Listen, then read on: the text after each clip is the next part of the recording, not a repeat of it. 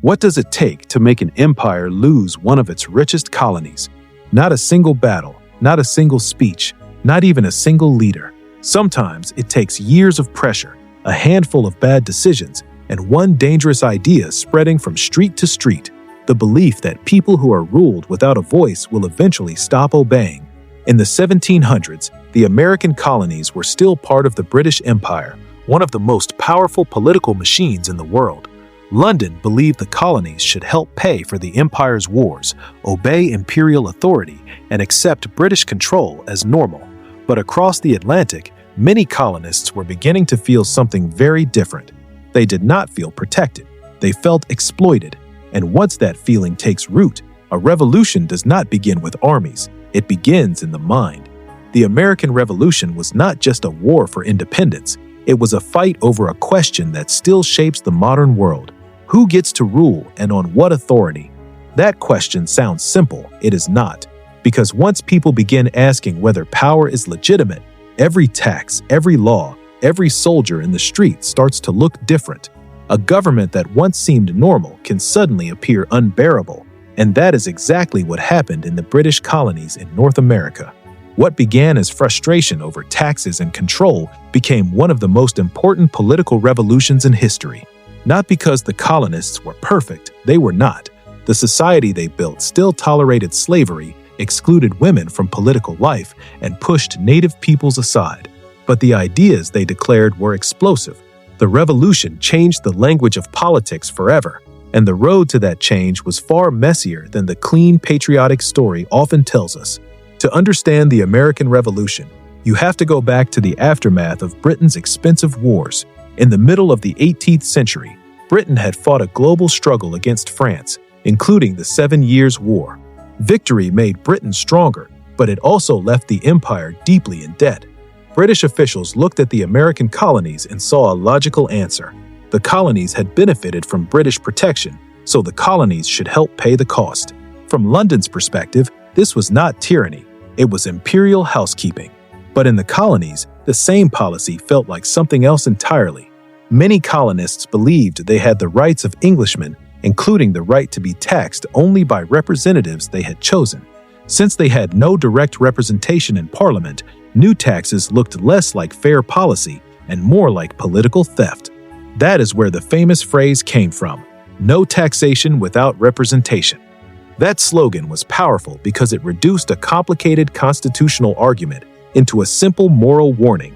If a government can tax you without your voice, what cannot it do?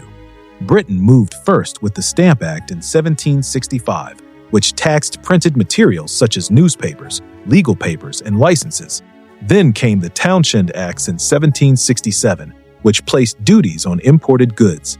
The Tea Act of 1773 did not simply raise the price of tea, it symbolized a deeper problem. To the colonists, it looked like another precedent for Parliament to control colonial life without consent. The irony is important here. Some of these taxes were not even especially high by British standards. But the issue was not only the amount, it was the principle. People rarely revolt over numbers alone. They revolt when numbers begin to represent humiliation, and humiliation was spreading. In Boston, British troops were stationed to keep order, but their presence often made tension worse. In 1770, a confrontation between colonists and British soldiers turned deadly in what became known as the Boston Massacre. 5 people were killed. The event was immediately turned into political propaganda, and Boston became a symbol of imperial oppression. 3 years later, another Boston event would push the crisis even further. Colonists, many disguised as Native Americans, boarded British ships and dumped tea into the harbor. The Boston Tea Party was not just vandalism, it was theater. It was a public declaration that protest had moved from petitions into defiance. Britain answered with punishment. The colonies were no longer being negotiated with, they were being squeezed. This is the point where empires make a dangerous mistake. They assume pressure will restore obedience. Often, it does the opposite. After the Tea Party, Britain passed the Coercive Acts, which colonists quickly called the Intolerable Acts. The message was clear. If Massachusetts would not fall in line, it would be disciplined. But punishment has a way of doing something strange in politics. It can unite people who were previously divided. Colonial resistance had not always been unified. In fact, many colonists still wanted compromise. Many still saw themselves as loyal British subjects. Others feared chaos more than parliament. Some preferred protest without revolution. But once the conflict escalated, those middle positions became harder to defend. In 1774, the First Continental Congress gathered. The colonies were beginning to coordinate resistance. Not all of them wanted independence yet, but they were discovering something important. When pressure comes from outside, separate communities begin to think of themselves as one people. Then came the first shots. In April 1775, British troops marched toward Lexington and Concord to seize colonial weapons and crush resistance. What happened next was small in scale and enormous in consequence. Shots were fired, men died. The war had begun. At first, the colonists were still not fully united. Many hoped the crisis could be reversed. Many still believed reconciliation with Britain was possible. But war changes political identity faster than speeches ever can. Once blood is spilled, the old relationship is rarely restored in its original form. A debate over taxes had become a contest over sovereignty. And now the question was no longer how to repair the empire. The question was whether the empire deserved to survive at all. The turning point came not from one battle alone, but from an idea becoming irresistible.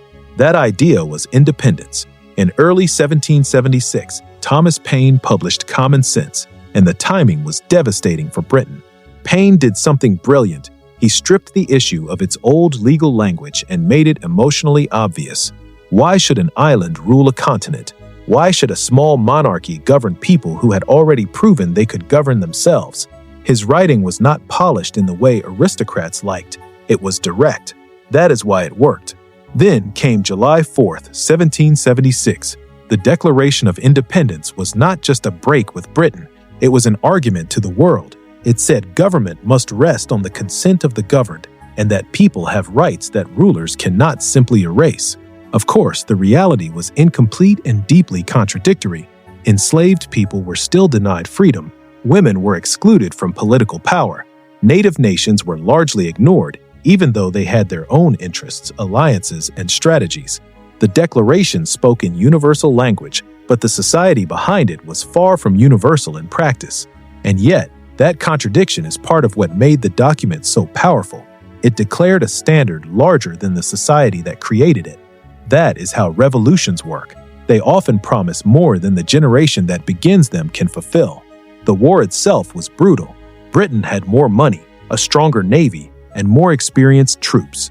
The Americans had less of almost everything. Fewer soldiers, less training, less equipment, less stability. In a conventional war, they should have lost quickly. But revolutions rarely survive by matching an empire in straight combat. They survive by endurance, geography, and the ability to keep the political idea alive long enough for the enemy to make mistakes. That mistake came at Saratoga in 1777.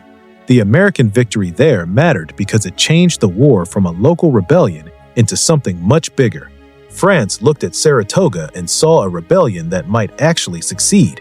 And once France entered the war, everything changed. Money came in, weapons came in, ships came in, strategy came in. The Americans were no longer alone. At that moment, the war became international, and that was the last thing Britain wanted. A few overlooked details make the revolution look very different from the simplified version most people learn. First, the Tea Act was not simply a tax increase. In some ways, it made tea cheaper, but that was exactly why colonists feared it. It gave the East India Company an advantage and confirmed Parliament's power to shape colonial trade. Second, the Boston Massacre was not a neat massacre in the modern sense. It was a chaotic street confrontation. But its importance came from how quickly patriot leaders turned it into a symbol. Third, colonial unity was fragile. Not every colony agreed on independence at the same pace, and not every colonist supported the rebellion.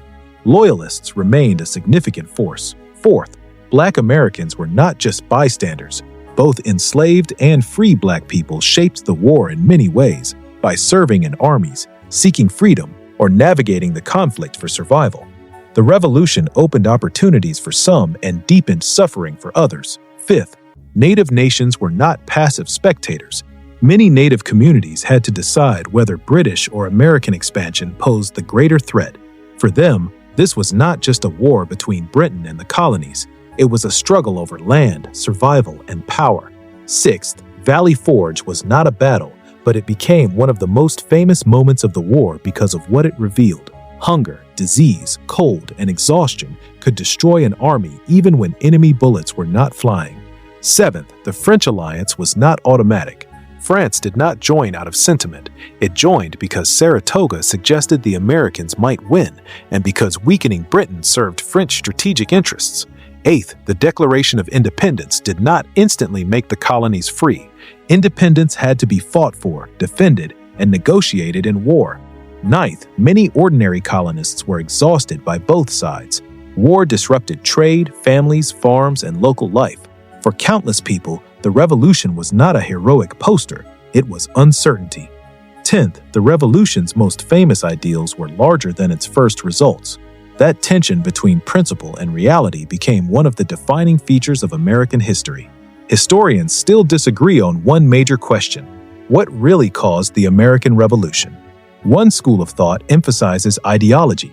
According to this view, colonists were deeply influenced by ideas about liberty, corruption, and constitutional rights. They feared that Britain was threatening their freedoms, so they resisted. Another interpretation emphasizes economics. From this angle, the conflict was also about trade, imperial regulation, and who controlled colonial wealth. A third view argues that the crisis was about empire itself. Britain was trying to become more efficient after a costly war, but the colonies resisted becoming more tightly managed. In this reading, the revolution was not simply a freedom struggle. It was also a struggle over how empires organize power. There is also debate over how radical the revolution really was. Some historians argue it transformed political thought by placing legitimacy in the people. Others point out that many structures of hierarchy remained intact, especially slavery, patriarchy, and property-based power. Both views contain truth. The revolution was radical in its language. It was incomplete in its reality. That contradiction is not a weakness in the historical story. It is the historical story. It is easy to talk about taxes, constitutions, and empires as if history were made only by men in wigs signing papers. But revolutions are lived by ordinary people. A merchant in Boston might lose trade because of blockades. A farmer might be forced to choose between loyalty and local pressure. A woman might keep a household alive while the war tore apart the economy. An enslaved person might hear promises of liberty while still living under bondage. A native family might watch two rival powers fight over land that neither side truly respected. For them, the revolution was not abstract, it was immediate. It arrived through soldiers at the door, broken supply lines, rumors, fear, and absence. And this is why the winter at Valley Forge matters so much. It represents the human cost of a political idea. Men froze, starved, and suffered disease, not because they loved hardship, but because the survival of the rebellion depended on endurance. George Washington's leadership mattered not because he was perfect, but because he helped keep a collapsing force from disappearing. Revolutions are often remembered as moments of triumph. In real life, they feel much closer to uncertainty. When the British surrendered at Yorktown in 1781, it did not mean the revolution was magically finished, but it meant the war's outcome was no longer in doubt. In 1783, the Treaty of Paris officially recognized American independence. The 13 colonies were no longer colonies, they were a new nation. But this was not the end of the story. It was the beginning of a harder one. Now the Americans had to prove that a republic could survive without turning into the same kind of tyranny it had rebelled against. They had to build institutions, write constitutions, manage conflict, and hold together a country that had been born in resistance. The revolution changed politics by strengthening the idea that governments derive legitimacy from the people. It changed society by opening space for future arguments about rights, citizenship, and equality. It changed warfare by showing that a weaker force could survive a stronger empire if it had political cohesion, foreign support, and enough endurance. It changed the modern world by helping spread the idea that colonial rule was not inevitable and that ordinary people could challenge imperial power. And perhaps most importantly, it left behind a question that never really goes away. When people are governed without a voice, How long can they be expected to obey?